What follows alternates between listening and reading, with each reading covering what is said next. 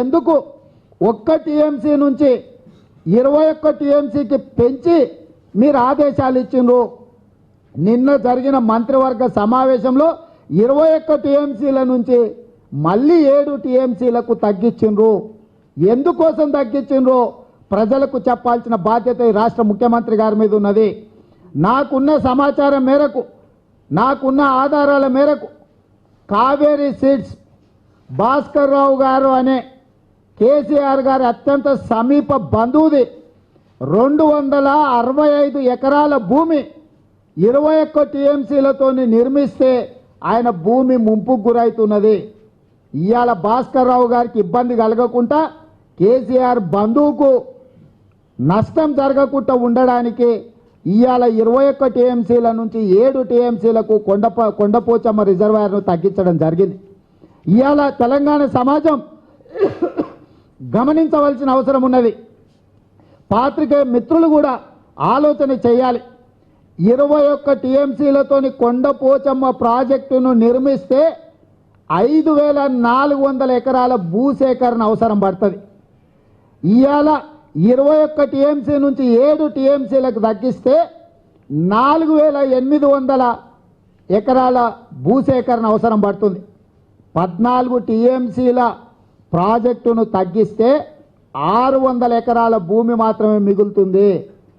14 టీఎంసీలను పెంచుకుంటే అదనంగా 600 ఎకరాలు నువ్వు ఇచ్చిన జీవో ప్రకారం నిర్మిస్తే అదనంగా 600 ఎకరాల భూమి. ఈ 600 ఎకరాల భూమి ఏదైతే మిగులుతుందో అందులో 265 ఎకరాలు కావేరీ సీడ్స్కు సంబంధించిన భాస్కర్ రావు గారిది. ఇవాళ మీరు ఈ ప్రాజెక్టులో 14 టీఎంసీలు తగ్గిస్తే మీరు మిగిలిస్తున్న భూమి, ముంపుకు గురి కాకుండా కాపాడుతున్న భూమి కేవలం 600 ఎకరాలు మాత్రమే.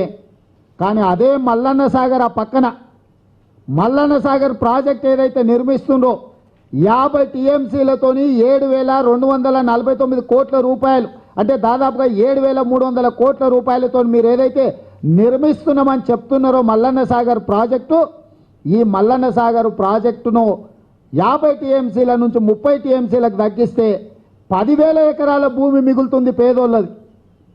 ఈరోజు 21,700 ఎకరాల భూసేకరణ 50 టీఎంసీలకు అవసరమైతే ఈ ప్రాజెక్టును 30 టీఎంసీలకు కుదిస్తే కేవలం 11-12,000 ఎకరాల భూమి మాత్రమే భూసేకరణ జరుగుతుంది. అంటే పేదవాళ్ళ భూమి ఇవాళ 20 టీఎంసీలు తగ్గిస్తే 10 నుంచి 11,000 ఎకరాల భూమి మిగిలించవచ్చు. కానీ ఇవాళ కనికరం లేని రాష్ట్ర ముఖ్యమంత్రి గారు పేదవాళ్ళది 10,000 ఎకరాల భూమిని గుంజుకోవడానికి సిద్ధపడుతున్నాడు తప్ప కావేరీ సీడ్స్ భాస్కర్ రావుది 265 ఎకరాల భూమి తీసుకోవడానికి సిద్ధంగా లేడు. రెండవది భూసేకరణే కాదు, ప్రాజెక్టు అంచనాలలో కూడా తేడాలు ఉన్నాయి. ఇవాళ ఈ రాష్ట్ర ప్రభుత్వం ఇచ్చిన అంచనాల ప్రకారమే 7 టీఎంసీలకు కొండపోచమ్మ ప్రాజెక్టుకు 519 కోట్ల రూపాయలని ప్రభుత్వం ఆమోదం తెలిపింది. అంటే ఒక్క టీఎంసీకి 74 కోట్ల రూపాయలే అవుతుంది. అదే ప్రభుత్వం మల్లన్న సాగర్ను 50 టీఎంసీలకు 7300 కోట్ల రూపాయల ఆమోదం తెలిపింది కదా. ఈ ప్రాజెక్టు కాస్ట్ ఒక్క టీఎంసీకి 145 కోట్ల రూపాయలు అవుతుంది.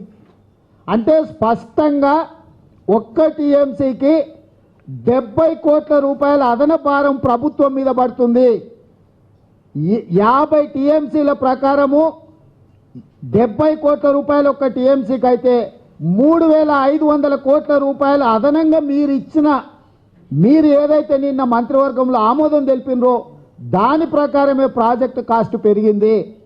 అంటే ఇవాళ ప్రాజెక్టు నిర్మాణంలో 1000 కోట్ల భారం పడ్డా భూసేకరణలో పేదలది 10,000 ఎకరాలు భూమి గుంజుకోవడానికి సిద్ధపడ్డారు తప్ప మీరు ఇవాళ కొండపోచమ్మను 21 టీఎంసీ నిర్మించడానికి సిద్ధంగా లేరంటే ఈ రాష్ట్ర ప్రభుత్వం ఎవరి కోసం పనిచేస్తుంది? ఈ రాష్ట్ర ప్రభుత్వం ఎవరిని ముంచడానికి, ఎవరిని కాపాడడానికి పనిచేస్తుందో తెలంగాణ సమాజం గమనించవలసిన అవసరం ఉన్నది. ఇదే కాకుండా ఇవాళ నేను ఈ రాష్ట్ర ముఖ్యమంత్రిని అడుగుతున్నా, మీరు ఉద్యమ సందర్భంలో ఏ శక్తులనైతే మీరు వీళ్ళు తెలంగాణ సమాజానికి తెలంగాణ ఉద్యమానికి ప్రతీకలు అనుకున్నారు, వాళ్ళందరినీ దూషిస్తున్నారు. ఉద్యమ సందర్భంలో మీరు ఎవరినైతే దూషించిండ్రో, ఎవరైతే తెలంగాణను దోసుకుంటున్నారని చెప్పిండ్రో, ఎవరైతే తెలంగాణను పట్టి పీడిస్తున్నారని మీరు చెప్పిండ్రో, ఇవాళ మీరు అదే శక్తులతోనే అంటగాగుతున్నారు కదా. ఇవాళ తెలంగాణ సమాజం గమనించాల్సిన అవసరం ఉన్నది. ఆనాడు ఉద్యమ సందర్భంలో జయశంకర్, కోదండరాం, గద్దర్, విమలక్క, గోరె టెంకన్న, మందకృష్ణ మాదిగను చుట్టూతో పెట్టుకున్న చంద్రశేఖరరావు గారు ఇవాళ తెలంగాణ వచ్చిన తర్వాత కమిషన్లు ఇప్పించే కేవీపీ, చిన్నజీఆర్ స్వామి, మైహోం రామేశ్వరరావు, మెగా కృష్ణారెడ్డి, ఈ రకంగా తెలంగాణ వ్యతిరేక శక్తులు ఎవరైతే ఉన్నారో మీరు ఇవాళ కేసీఆర్ పక్కన వీళ్ళే కనిపిస్తున్నారు.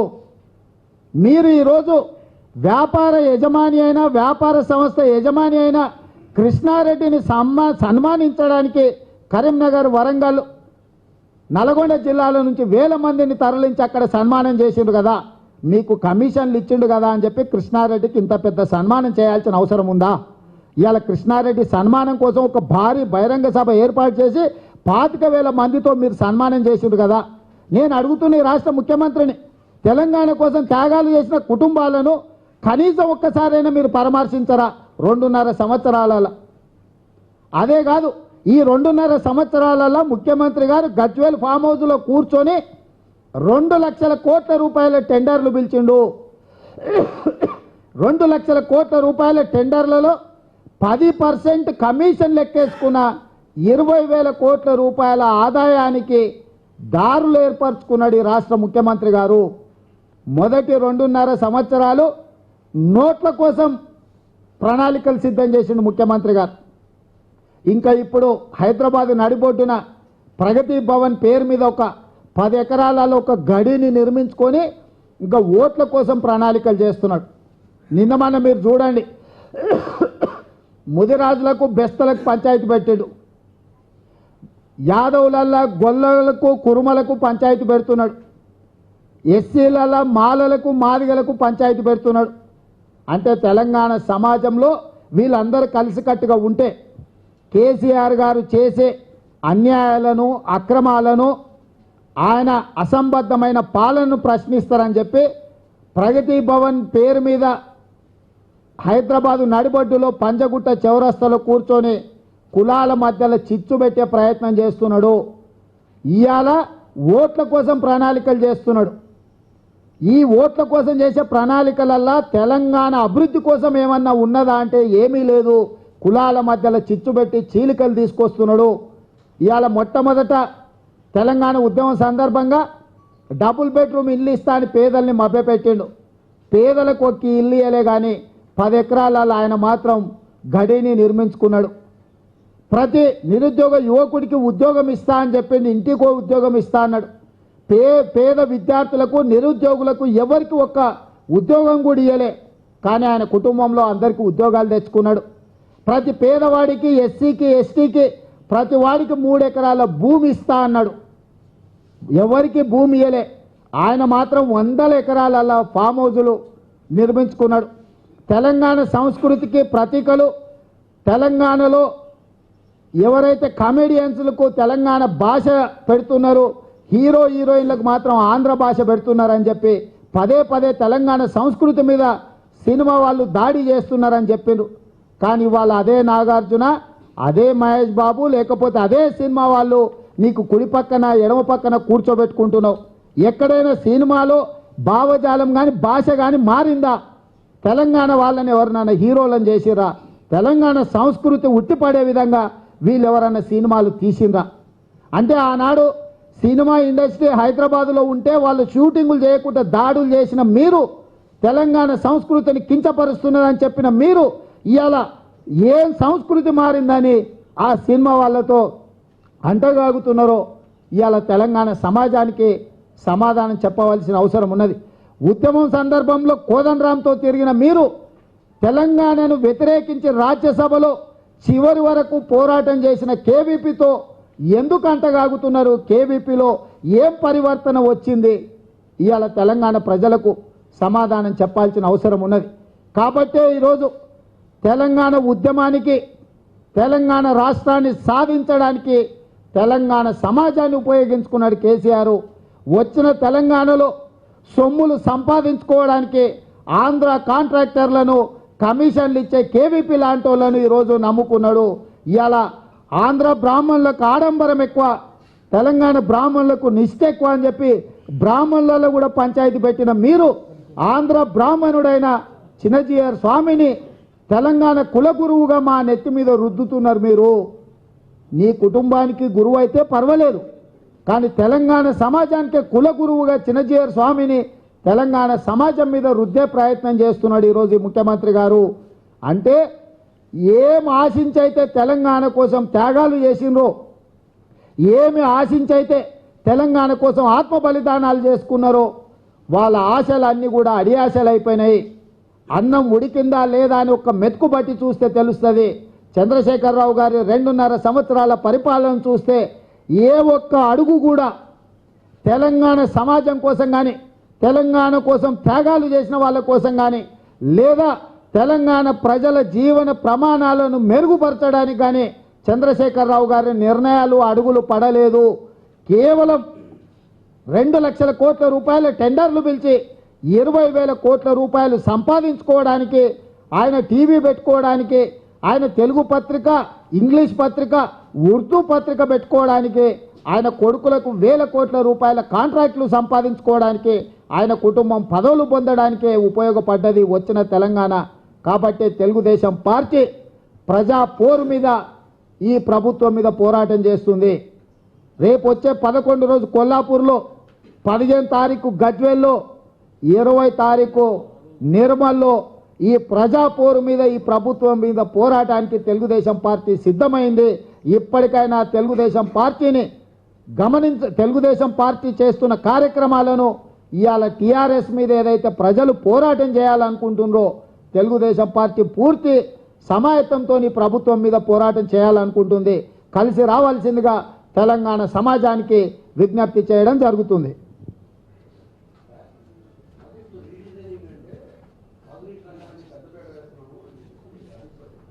ఇప్పుడు మేము ఏమంటున్నామంటే ప్రాజెక్టుల రీడిజైనింగ్ అని మీరు చెప్పిన తర్వాతనే కొండపోచమ్మ జీవో ఇచ్చారు 21 టీఎంసీలకు. 21 టీఎంసీలను పూర్తి చేయడానికి 5,400 ఎకరాల భూసేకరణ కూడా మొత్తం ప్రణాళికలు సిద్ధమైన భూసేకరణ కూడా మొదలైంది. మీ రీడిజైనింగ్లు ఇచ్చిన జీవోనే మీరు ఎందుకు ఉపసంహరించుకున్నారు? 21 టీఎంసీ నుంచి 7 టీఎంసీలకు మీరు తగ్గించారు కదా. 7 టీఎంసీలకు తగ్గించడం వల్ల 5,400 ఎకరాల భూసేకరణ నుంచి 4,800 ఎకరాలకు మాత్రమే భూసేకరణ తగ్గింది. కేవలం 14 టీఎంసీల నీళ్లు నింపడానికి 600 ఎకరాల అదనపు భారం. కానీ ఇవాళ 1 టీఎంసీ ఉన్న మల్లన్న సాగర్ను 50 టీఎంసీలకు పెంచారు. ఈరోజు పెంచారు. మీరు దాన్ని 30 టీఎంసీలకు కుదిస్తే 10,000 ఎకరాల పేదల భూములు మునుగకుట్ట ఉంటాయి. పేదల భూములను ముంపును కాపాడి మల్లన్న సాగర్ను 30 టీఎంసీలకు నిర్మించి నువ్వు ఇచ్చిన జీవోనే నీ రీడిజైన్లో భాగంగా ఇచ్చిన కొండపోచమ్మ రిజర్వాయర్ను 21 టీఎంసీలతో నిర్మించు. నీకు కావేరీ సీడ్స్ భాస్కర్రావు గారి భూమి 265 ఎకరాలు పోతే ఎకరాకి 50 లక్షలు మాకు అభ్యంతరం లేదు. నీ చుట్టం కాబట్టి నువ్వు ఎకరాకి 50 లక్షలు ఇచ్చుకో, మాకు అభ్యంతరం లేదు. కానీ కేవలం భాస్కర్రావును కాపాడడానికి పేదల 10,000 ఎకరాల భూములు గుంజుకుంటావా నువ్వు? నీ రీడిజైనింగ్లో ఉన్న మాయా మంత్రం ఇది. కొండపోచమ్మ రిజర్వాయర్లో 1 టీఎంసీకి 74 కోట్ల రూపాయలే ఖర్చు అవుతుంది. మల్లన్న సాగర్లో 1 టీఎంసీకి 145 కోట్లు ఖర్చు అవుతుంది. ఏది నిన్న ప్రభుత్వం ఇచ్చిన అంచనాల ప్రకారం చెప్తున్నా నేను. కాబట్టి ప్రభుత్వాన్ని డిమాండ్ చేస్తున్నాం, అన్ని డిపిఆర్లు బహిరంగపరచండి. ఇవాళ మీరు 5 రిజర్వాయర్లు ఏవైతే నిర్మిస్తామని చెప్తున్నారో, నిన్న మంత్రివర్గంలో ఆమోదం పొందిందో ఈ అన్ని ప్రాజెక్టుల డిపిఆర్లు మీరు బహిరంగం చేయండి, చర్చకు పెట్టండి. మీరు మేధావులను పిలవండి. తెలంగాణ సమాజంలో మేము చర్చకు సిద్ధంగా ఉన్నాము. మీరు ఏవైతే రిజర్వాయర్లు నిర్మిస్తున్నాము అని చెప్పి నిన్న మంత్రివర్గం ఆమోదం తెలిపిందో గా డిపిఆర్లు డీటెయిల్ ప్రాజెక్టు రిపోర్టులను బహిరంగపరచండి. ఇందులో దోపిడీ లేకపోతే, ఇందులో అవినీతి లేకపోతే, ఇందులో మతలబు లేకపోతే దాన్ని ఎందుకు దాచిపెడుతుంది రాష్ట్ర ప్రభుత్వం? ఇది నిజంగా తెలంగాణ సమాజానికి మంచి చేయడానికి ప్రభుత్వం పూనుకుంటే ఇంత మంచి అవకాశాన్ని బహిరంగంగా చర్చకు పెట్టండి అని మేము అడుగుతున్నాం. కోదండరాం అడిగినా, నేను అడిగినా, ఇంకొకరు అడిగినా, తమ్మినేని వీరభద్రం గారు అడిగినా, చాడా వెంకటరెడ్డి అడిగినా ఏం అడుగుతున్నాం మేము? జస్టిస్ చంద్రకుమార్ గారు అడిగినా ఏం అడుగుతున్నాం మేము? అయ్యా, మీరు తెలంగాణను బంగారు తెలంగాణ చేయడానికి నిర్మిస్తున్న సాగునీటి ప్రాజెక్టుల డీటెయిల్ ప్రాజెక్టు రిపోర్టులను బహిరంగపరచండి, చర్చ చేయండి. చర్చ ద్వారా ఇంకా మంచిగా తక్కువ ధరతోని ప్రాజెక్టులు నిర్మించండి అని మేము అడుగుతున్నాం. మమ్మల్ని అందరినీ తెలంగాణ ద్రోహులని తిడుతున్నారు. తెలంగాణ ద్రోహులని ఉద్యమ సందర్భంలో తిట్టిన వాళ్ళందరూ ఇప్పుడు నీ పంచన చేరిండ్రు, నీతోనే ఉంటున్నారు. నువ్వు చివరికి ఎంత బరితెగించండి రాష్ట్ర ముఖ్యమంత్రి అంటే 25,000 మందిని పిలిచి ఒక బహిరంగ సభ ఏర్పాటు చేసి కమిషన్లు ఇచ్చే కృష్ణారెడ్డిని సన్మానం చేసే స్థాయికి ఈ రాష్ట్ర ముఖ్యమంత్రి బరితెగించిండంటే తెలంగాణ సమాజం ఏం ఆలోచన చేయాలో ఒక్కసారి ఆలోచన చేయండి అని అడుగుతుండే పాత్రికేయ మిత్రులను కూడా. మేము అదే అడుగుతున్నాం. నువ్వు మంచి చేస్తే బహిరంగంగా చర్చకు పెట్టు. డీటెయిల్ ప్రాజెక్టులు రిపోర్ట్లు కోర్టుకు కూడా ఇవ్వలే. ఈ రోజు వరకు కోర్టులో ఇన్ని కేసులు పడ్డాయి. నీ డీటెయిల్ ప్రాజెక్టు రిపోర్ట్ కోర్టుకు సబ్మిట్ చేయమంటే ఈ రోజు వరకు హైకోర్టుకు సబ్మిట్ చేయలే. కోదండరాం గారు అడిగినారు, ఇవ్వలే. శాసనసభలో కాంగ్రెస్, మేము, భారతీయ జనతా పార్టీ అన్ని పార్టీలు అడిగినాయి డీటెయిల్ ప్రాజెక్టు రిపోర్ట్ శాసనసభలో పెట్టండి అని, పెట్టలే. ఇక ఏం అర్థం చేసుకోవాలో మీరు చెప్పండి. అనుభవజ్ఞులైన పాత్రికేయ మిత్రుడుగా ఇంత రహస్యం అవసరమా? ఇదేమైనా దేశ రక్షణకు సంబంధించిందా, లేకపోతే రాకెట్ సైన్స్ ఉందా ఇందులో ఏమన్నా? ఎవరి కోసం రహస్యంగా పెడుతున్నాడు ముఖ్యమంత్రి గారు? అంటే కేవలం తన కమిషన్లు ఇచ్చే వాళ్ళని కాపాడడానికి, తన బంధువుల భూములు పోకుండా ఆపడానికే ఇది రహస్యంగా పెడుతున్నది రాష్ట్ర ప్రభుత్వం. కాబట్టి తెలుగుదేశం పార్టీ డిమాండ్ చేస్తుంది, మేము చర్చకు సిద్ధం. మీరు చేస్తున్న అవినీతి అక్రమాలకు సంబంధించి మీరు చర్చకు రాండి. మీరు నీతి నిజాయితీ పరులు, నిజంగానే మెరుగైన తెలంగాణ సమాజం కోసం ఈ ప్రాజెక్టులను నిర్మిస్తే బహిరంగంగా చర్చకు పెట్టండి. తెలంగాణలో నిర్మిస్తున్న ప్రాజెక్టులకు సంబంధించిన డీటెయిల్ ప్రాజెక్టు రిపోర్టులను బహిరంగ చర్చకు పెట్టండి. గతంలో రాజశేఖర రెడ్డి గారు నిర్మించినప్పుడు కూడా తెలుగుదేశం పార్టీ పోరాటం చేస్తే ప్రాజెక్టుల దగ్గరనే చర్చలకు ఆనాటి ప్రభుత్వాన్ని మెడలు వంచింది తెలుగుదేశం పార్టీ. ప్రాజెక్టుల దగ్గర చర్చ జరిగింది. అందులో అవినీతి ఉందని మేము ఏదైతే చెప్పినామో అది నిరూపితమైంది. ప్రభుత్వం వచ్చినాక ముఖ్యమంత్రి గారు సాగునీటి పారుదల ప్రాజెక్టు మంత్రి గారు హరీష్ రావు గారు ఇద్దరు కాంగ్రెస్ పార్టీ జలయజ్ఞం పేరు మీద దోపిడీ చేసింది, ప్రాజెక్టులలో అవినీతి జరిగిందని ఒక ముఖ్యమంత్రిగా మంత్రిగా శాసనసభలోనే చెప్పిండ్రు. మేము ఆనాడు ప్రతిపక్షంలో ఉన్న చెప్పింది ఇవాళ ప్రభుత్వం వచ్చినాక వీళ్ళు చెప్తున్నారు. ఇవాళ మేము అదే చెప్తున్నాం. వాళ్ళ అడుగుదాడల్లోనే వీళ్ళు నడుస్తున్నారు. ఆనాటి జలయజ్ఞాన్ని ధనయజ్ఞం చేసిన కేవీపీ రామచంద్రరావే ఈరోజు మొత్తం ఇదంతా నడుపుతున్నాడు. తెలంగాణను వ్యతిరేకించిన కేవీపీ రామచంద్రరావు కేసీఆర్కి ఎందుకు ఆత్మబంధువు అయిండు? తెలంగాణ కోసం పోరాటం చేసిన కోదండరాంను కరివేపాకులాగా తీసి పక్కన పడేసి కోదండరాం గారిని నానా దుర్భాషలు ఆడుతున్నారు నీ పార్టీ ఎంపీలు, నీ పార్టీ నాయకులు. కేవీపీని ఒక్క మాట అయినా అన్నారా ఈ 2.5 సంవత్సరాలలో? కేవీపీతోని దావతులకు తిరుగుతున్నాడు ఈ రాష్ట్ర ముఖ్యమంత్రి. ఒక పత్రిక అయితే బహిరంగంగా ఇంత పెద్ద ఫోటో వేసింది, కేవీపీ కేసీఆర్ కలిసి దావతులకు పోయింది. తెలంగాణ కంటే ముందే కోదండరాంతో తిరిగిన కేసీఆర్ తెలంగాణ వచ్చిన తర్వాత ముఖ్యమంత్రి అయిన తర్వాత దావతులకు కేవీపీ ఎంబడితో తిరుగుతున్నాడు. తెలంగాణను వ్యతిరేకించిన తెలంగాణ బద్ధ విరోధైన కేవీపీతోని నీకున్న అనుబంధం ఏంది? ఇదే తెలంగాణ ప్రజలకు చెప్పమని అడుగుతున్నాం మేము. నాకు సమాధానం చెప్పాల్సిన అవసరం లేదు అనుకుంటుండొచ్చు, తెలుగుదేశం పార్టీకి మేము చెప్పబో అనొచ్చు, కానీ తెలంగాణ సమాజానికి చెప్పండి, మామ అల్లుళ్ళు సమాధానం చెప్పండి. తెలంగాణ సమాజాన్ని ఇంకెంతకాలం మోసం చేస్తారని మేము అడుగుతున్నాం. ప్రభుత్వం ఎదురుదాడితో ప్రయోజనం లేదు. ప్రభుత్వం వాస్తవాల ప్రాతిపదికన చర్చకు రావాలి, ప్రజల మధ్యలో కూర్చోవాలి, ప్రజలకు చెప్పండి మీరు ఏం చేస్తుర్రో. ఈ రహస్యాలు, ఈ సన్మానాలు ఇవన్నీ కూడా తెలంగాణ సమాజము సహించదు, ఊరుకునే సమస్యనే లేదు. అవసరమైన మేరకు ఖచ్చితంగా పోరాటం చేస్తుంది తెలుగుదేశం పార్టీ.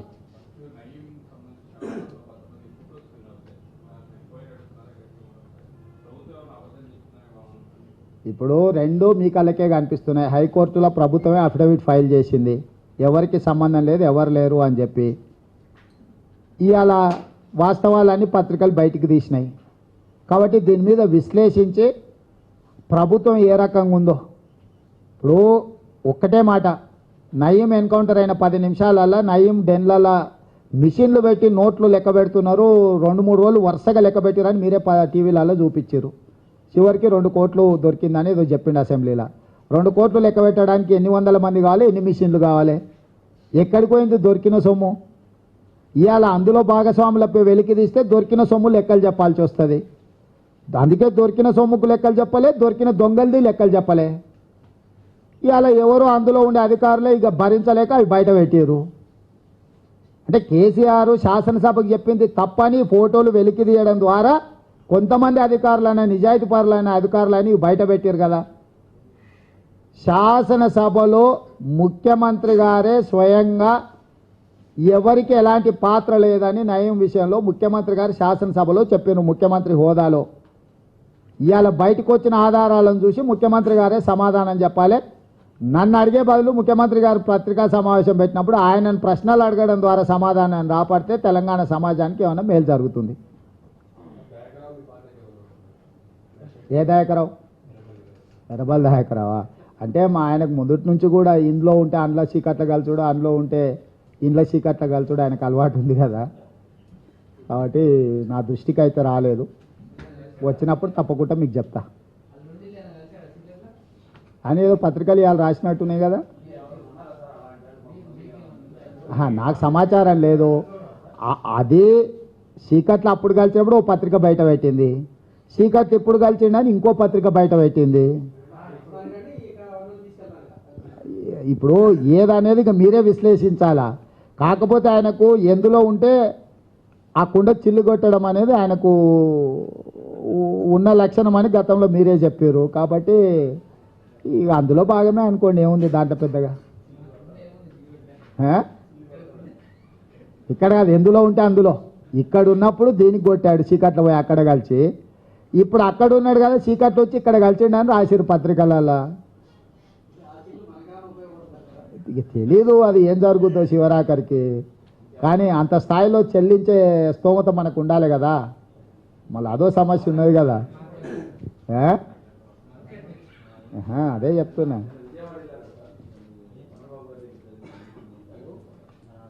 తెలుగుదేశం పార్టీ తెలంగాణ శాఖ మీటింగు ఇప్పటి వరకు మెంబర్షిప్లది కానీ పార్టీ తీసుకున్న కార్యక్రమాలను వారికి జాతీయ అధ్యక్షుడికి వివరించినాం. భవిష్యత్ కార్యాచరణ మహానాడు వరకు జరగాల్సిన కార్యాచరణ మీద చర్చించినాం.